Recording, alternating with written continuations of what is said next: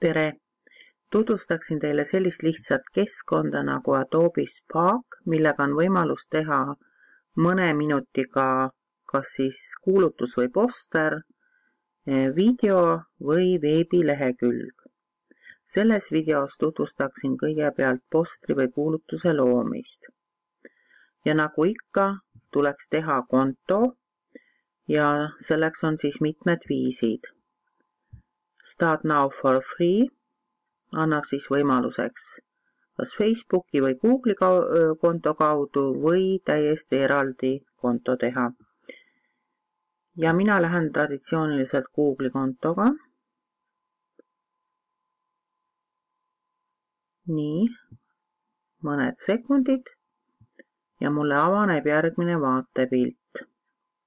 See on siis selline töölaud, kus ma näen oma katsetusi ja ka galeriid ja galeriis on väga hea ära tunda, missugune on video, missugune on lehekülg, missugune on poster ja neid on võimalus siis siin vaadata ja uurida. Nii, aga meie asume kohe postrit looma, selleks on alati võimalus kas create või pluss, kas siis siia paremale plussmärgile klõpsata või üleval vasakul on 3 kriipsu sinna peale klõpsates tuleb meil väike töölauake, kus on samamoodi näha kas siis poster, lehekülg või video loomine. Klõpsan siia postri loomisele. Selleks ta küsib, et mida ma tahan siis öelda oma kuulutusel. Nii, digivahetund juba 3. novembril. Nii, valin siit siis, mis vormis ma nagu seda tahaksin. Võtan selle postri. Continue on jätka. Nii, nüüd on siis võimalus näha juba tausta, et ta ise genereerib siia tausta ja neid on siis siin võimalus vahetada. Pean seda päris huvitavaks, aga ma siiski lähen, valin taustaks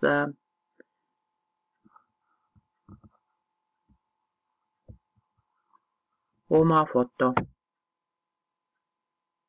Klõpsan siia peale ja paremale poole on siis mul näha, et kas ma oma arvutist või siis leian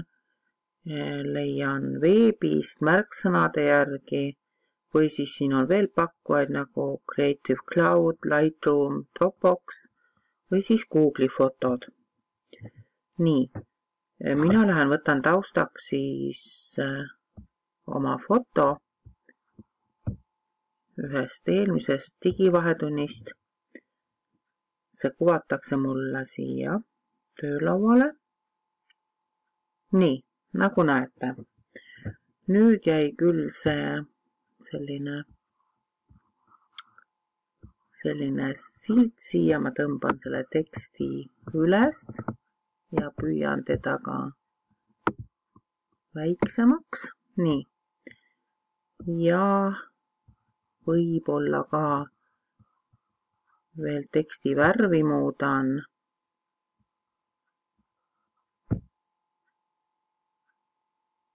Nii, salvestan selle. Nüüd on mul võimalus veel muuta teksti fonti. Nii, teksti fonti võtan näiteks selle. Salvestan.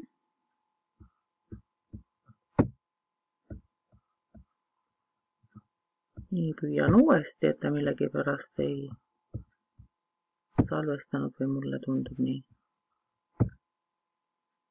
Nii. Nüüd, kui ma tahan teksti veel lisada, siis klõpsan siia paremal üleval add text ja kirjutan siia lisa, digitiim tutvustab 3 ägedat äppi. Salvestan. Nii, see on nüüd päris suur. Teen selle tunduvalt väiksemaks.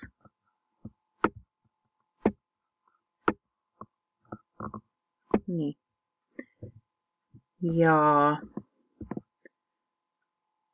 võib-olla lisaksin veel, ole kohal. Põnev. Taaskord väike, klõpsan peale. Liiga suur.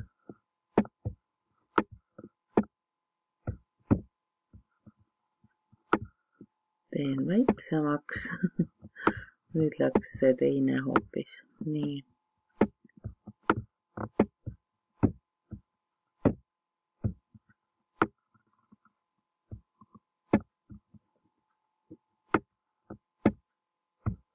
Muudan selle ka natuke suuremaks. Tõmban natuke allapoole. Nii, ja oletame, et meil on valmis. Tahan seda panna e-seinalehte.